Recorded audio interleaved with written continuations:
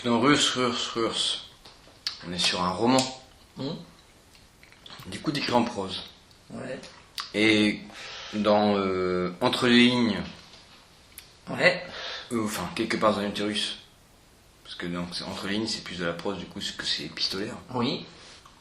Que ce soit dans Quelque part dans l'utérus ou dans Ouvrir la boîte de Pandore, quand tu racontes en vers. Et quand tu analyses, tu racontes en prose. D'accord, j'ai jamais fait attention, mais ok. Et c'est assez... Je pense qu'il y a une signification quand même. Parce que c'est du vers très libre dans la forme.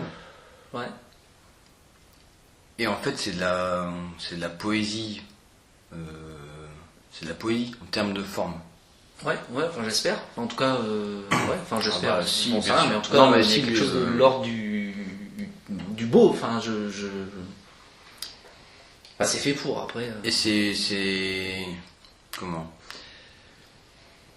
C'est étrange que pour raconter, enfin c'est pas étrange, c'est que c'est marrant que pour raconter, tu passes par le vers. Bah alors j'ai jamais réfléchi, donc après en même temps c'est plutôt le. Parce que comme Ouvrir sur la boîte de Pandore, c'est quand même un objet littéraire où la forme est super importante. Ouais. On va y venir après avec les photos, le papier, ce genre de choses. Et le fait que tu passes par le vers pour raconter, alors que pour raconter, généralement, on passe par la prose. Oui, effectivement. Et pour raconter, c'est fait très... passer par le vers, c'est homérique, c'est... Enfin, quand je disais dans ma petite présentation la aide au pastis, c'est à l'ancienne, c'est la culture orale. En fait, t'es écrit pour que ce soit dit dans ces moments-là. J'ai l'impression. En tout cas, ça me touche. Pas, même si ça me touche de ce côté-là, mais c'est pas le plus important de dire bah cool. Mais ça me touche parce que du coup, j'ai jamais trop réfléchi. Mais en tout cas, c'est cool. C'est cool. Non, mais parce que peut-être, alors pour le coup, inconsciemment, même si je déteste ce mot, parce que si c'est inconscient, je ne peux pas le savoir. Mais peut-être que c'est beaucoup plus riche, mais ça j'en sais rien, je l'ai pas fait pour ça, je rebondis sur ce que tu dis sans y avoir réfléchi. Peut-être que donner une idée justement de la réalité ou de ma réalité ou blablabla, c'est peut-être beaucoup plus riche de passer par le vers et donc, mais pas forcément, mais quand même un certain mystère ou un certain enrobage, mais dans le bon sens du terme, c'est peut-être plus riche et plus signifiant, vu que la réalité on sait pas ce que c'est, et plus logique de passer par la prose pour expliquer. En fait, ça me fait penser à Simone Weil, qui, donc évidemment avec un W et non pas un V, pour Weil, qui, moi je trouve j'ai pas tout lu, même si j'ai tout, mais ça fait 10 ans que j'ai tout et que j'ai toujours pas tout lu. Mais le peu, en fait, elle voulait faire passer un message, elle s'en foutait de la littérature en fait. Et donc elle écrit, mais c'est d'une puissance, mais d'ailleurs qui ressemble à certains passages de la Bible, qui sont extrêmement évocateurs et très simples, alors pas mon livre, hein, mais Simone Weil, pardon, où elle veut se faire comprendre. Et elle se fait très bien comprendre. Et tout en allant dans des stratosphères incroyables, avec des mots extrêmement simples. Et donc je me perds encore. Par rapport au choix du vers. Oui, enfin, c'est pas parce forcément qu'elle a un truc à dire en fait. Et moi aussi j'ai un truc à dire, mais si j'ai envie de dire la réalité, ou je sais pas, elle est peut-être... Mais encore une fois, je sais pas tout ça, hein, j'ai pas fait ça avant d'écrire, j'en sais rien, encore une fois je réagis à ce que tu dis. Peut-être que c'est une façon plus juste de passer par le vers pour raconter les sentiments, les émotions, la vie, et de passer par la prose pour analyser, quoi, ou pour dire quelque chose où on est sûr...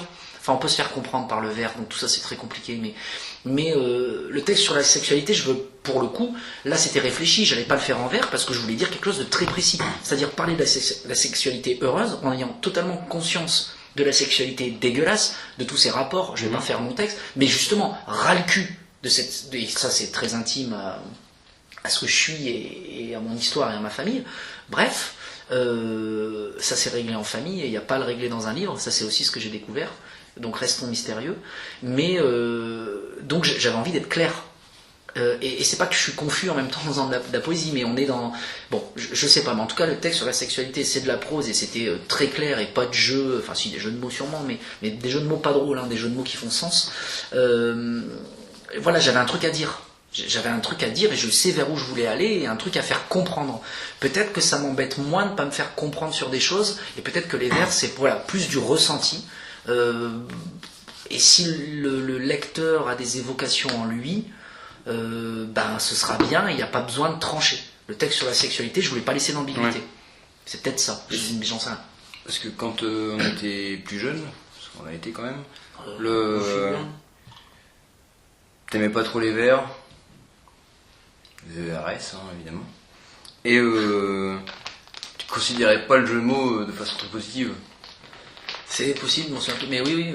Alors après, j'insiste, hein, parce qu'autant dans ma vie perso, le jeu de mots poète, ça me fait rire. Autant là, après, je sais pas. Faudrait des exemples, j'ai pas en tête, mais il y a vraiment des jeux de mots qui sont là, mais qui ne sont pas pour faire rire, quoi. Enfin, en tout cas, le but premier, c'est de faire des échos. Alors, il y a à la fois le rythme où je construis, mais aussi des échos. Et c'est pomme d'api, je sais pas quoi, non, pomme d'api, ça n'a rien à voir, mais c'est vers, voilà, et c'est pas pour...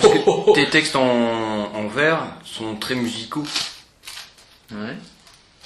Il y a un rythme, du coup, il n'est pas du tout, c'est un vers libre, qui n'est pas du tout, il y a pas, je pense que tu n'es pas du tout dans l'hexamètre, le décamètre, le kilomètre, mais il y a un rythme, que quand tu le lis à voix haute, ça coule en fait. Oui, et puis Et je pense que c'est quand même dans les grandes choses que tu as fait par rapport à ce que tu fais au début. Écoute, merci. Et pour moi, et ça c'est conscient, hein, et ça fait partie de la prise de recul. Alors bizarre, parce que je reviens sur ce que je disais tout à l'heure, l'autre prise de recul, ça peut être écrire sur ce que j'ai vécu il y a 20 ans. C'est notre manière de prendre des... Voilà. Mais là donc moi je pense que c'est ça aussi, c'est une manière de prendre du recul et d'être dans quelque chose de plus doux et de relativiser. Voilà. Et dans les passages, donc par exemple les quatre cavalières de l'Apocalypse, ou dans quelque part dans l'utérus quand tu racontes ton expérience à l'usine. Oui. Où c'est de la littérature populiste. Oui. Clairement et formidablement. Moi, c'est un de mes morceaux préférés de Quelque part dans l'utérus. Le fait de passer par la poésie, je trouve, par le vers, qui devient poésie, je trouve que c'est quand même un des gros atouts de ce bouquin-là, quoi. Ok. Et le texte sur, autant il y a des choses où, effectivement, hein, je t'avais dit, hein, il y a des textes qui sont plus faibles par rapport à d'autres. Autant ce texte-là, je trouve d'une force formidable. Parce que c'est très très beau d'écrire justement de la littérature populiste, au sens du terme, du dictionnaire. C'est le Robert, hein, on décrit la vie, quoi. La vie du peuple, la vie. Et le fait de passer par la poésie pour le repasser, en plus j'avais lu des textes sur la littérature prolétarienne et ce genre de choses juste avant, et je trouve que ça collait complètement. Ouais, c'est cool. Alors pour revenir à Ouvrir la boîte de Pandore, dans le premier texte important, qui est donc les quatre cavalières de l'Apocalypse, donc on passe par une volonté de se mettre plus bas que terre. Oui. Et du coup, à ton avis, à quoi ça correspond en toi et et à quoi ça te mène dans l'écriture? Est-ce que malgré tout, tu sens que tu vas pouvoir en faire quelque chose ou pas quand tu le vis? Est-ce que tu dis quand je vis c'est la misère, mais au moment où je le vis, est-ce que tu dis je vais le Alors, je veux pas trop rentrer dans le détail, mais en tout cas, au moment où je le vis, non, parce que j'ai 90 grammes. Donc, c'est-à-dire qu'au moment, si j'avais réfléchi à quoi que ce soit, je n'aurais jamais vécu ça et je m'en porterais pas plus mal. Donc là, pour le coup, ce texte-là, il est au cœur de quelque chose de... Bah, moi, je pense que le fait qu'il soit ce premier texte d'Ouvrir la boîte de Pandore, le premier texte hors préface, hors chose, ça remet en contexte tout le reste.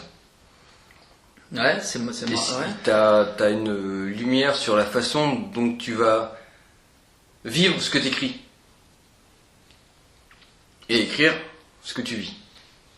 C'est pas forcément. Mais pour le lecteur, c'est-à-dire que le lecteur, en lisant ça, se sent, dans ce que tu dis, ce qu'il va voir par la suite, en fait. Oui. C'est ça ? D'accord. Cette façon d'être voilà, au 36e dessous, et en même temps d'en avoir conscience.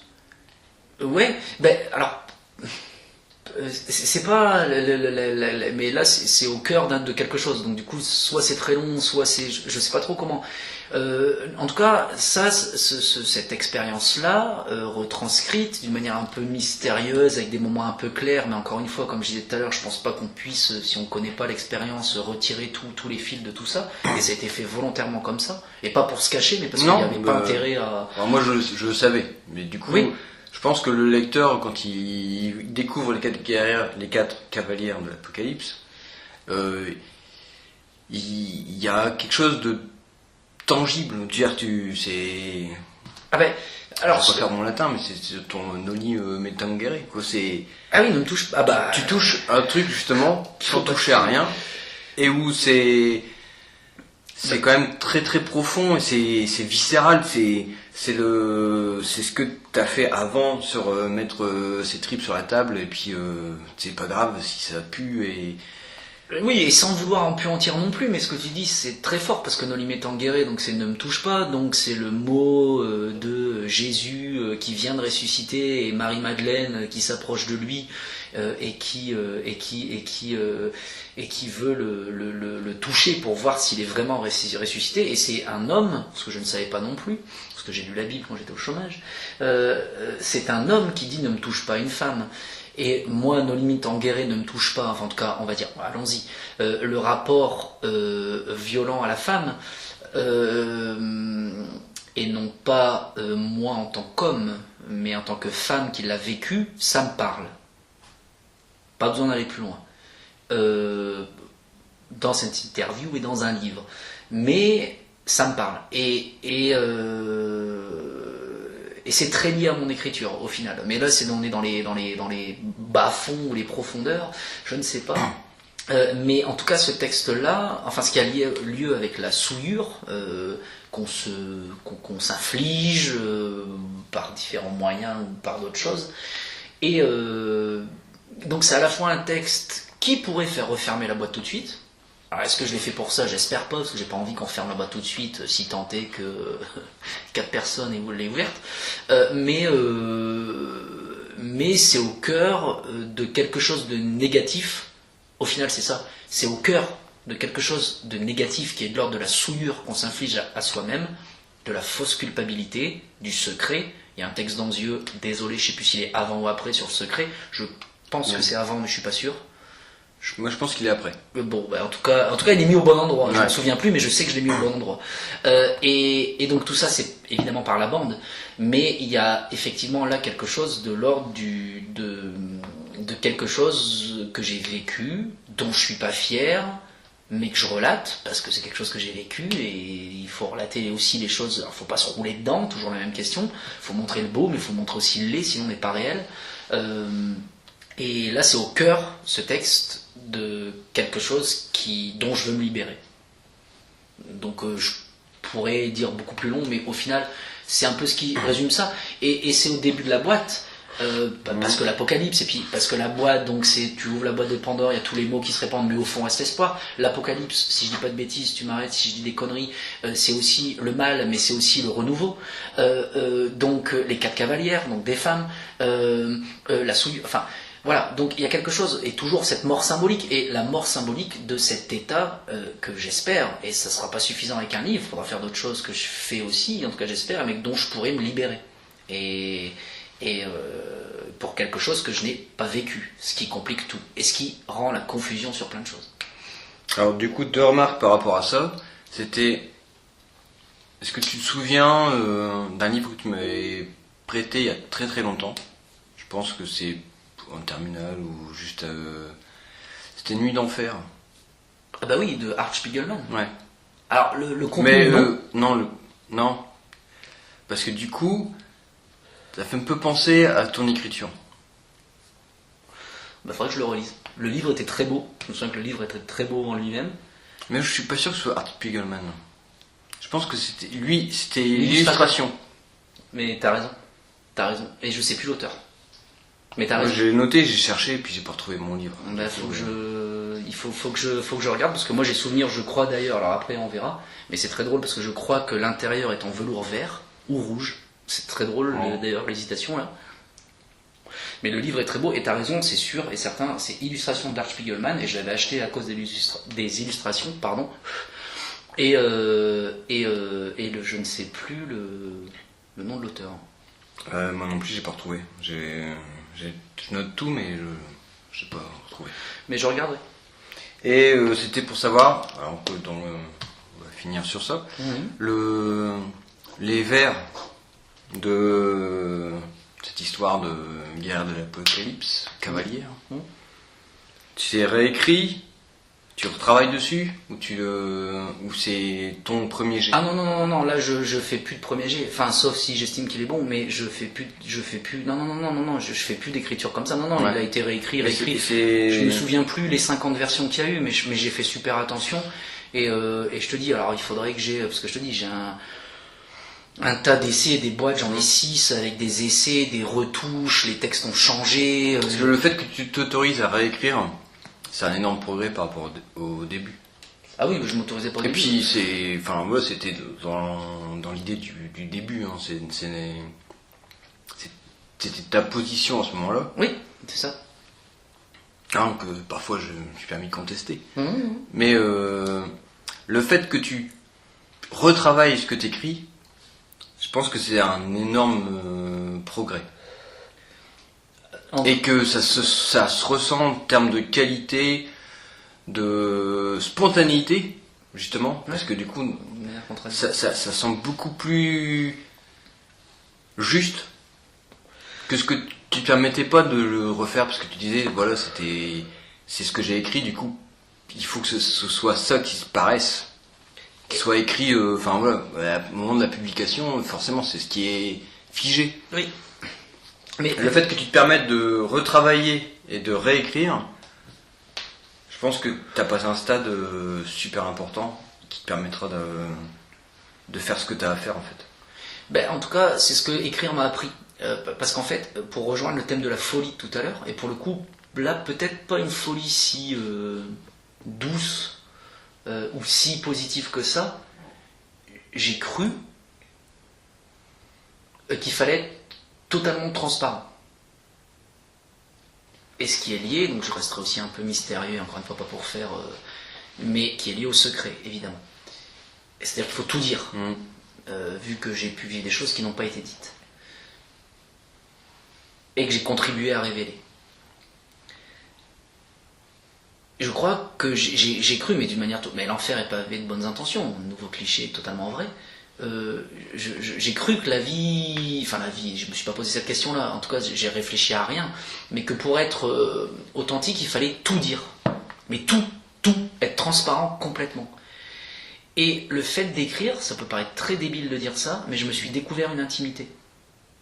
Oui. Et c'est-à-dire, je me suis découvert des choses que je n'avais pas à dire, mais alors dans ma vie c'est encore compliqué, mais ça vient, et dans l'écriture en premier, parce que l'écriture a influé énormément sur ma vie et m'a aidé à faire comprendre, et la créativité, moi qui passe par l'écriture et les photos depuis moins longtemps, mais ça c'est primordial, et donc c'est moi aujourd'hui je crois pas en Dieu, je crois au mystère, peut-être je croirai en Dieu un jour, mais je crois énormément en la créativité.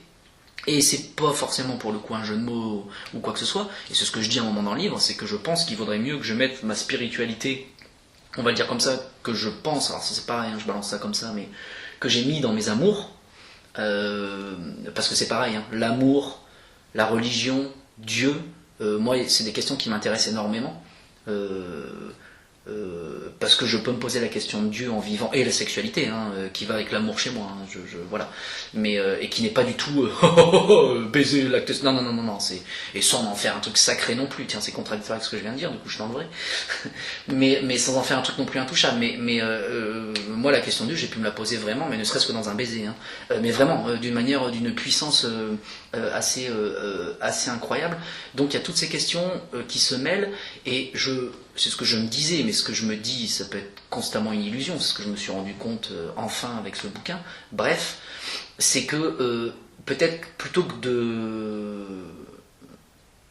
de mettre sans le savoir, avec le recul, une spiritualité ou quelque chose de très fort qui est de l'ordre de Dieu dans la femme, d'où mon admiration, grâce à Claude Louis Combet, des mystiques, des femmes mystiques, nobles, qui ont écrit les livres les plus beaux qu'on puisse écrire, et notamment sur l'amour. Je ferais mieux de la mettre dans mon écriture, cette spiritualité, plutôt que chez la femme, vu que je ne peux pas la mettre en Dieu, hein, parce que l'idéal c'est de la mettre en Dieu, on est bien d'accord. Et là, il y a quelque chose qui est aussi de l'ordre de la prise de recul, et peut-être quelque chose de plus réel, ou de plus, parce que finalement, il y a quelque chose de spirituel, je ne sais pas si c'est le mot, mais en tout cas, voilà, quelque chose de plus grand que soi, que tu vis en amour, mais que peut-être je ferais mieux avec ce que je suis et vu ce que j'ai vécu, ou je sais pas, parce qu'il n'y a rien d'exceptionnel non plus, hein, déception amoureuse, tout le monde en a eu, bref, plutôt dans le fait de parvenir à construire, que je mette cette spiritualité dans les bouquins. Après, je sais pas si je suis clair, mais plutôt que dans les femmes aimées. Peut-être que la puissance que tu ressens, peut-être qu'en fait elle est invivable pour les gens. Après, là on sort de cadre de l'écriture. Mais c'est fort possible. En tout cas, c'est ce qu'on a pu me dire avec d'autres mots, mais c'est peut-être possible.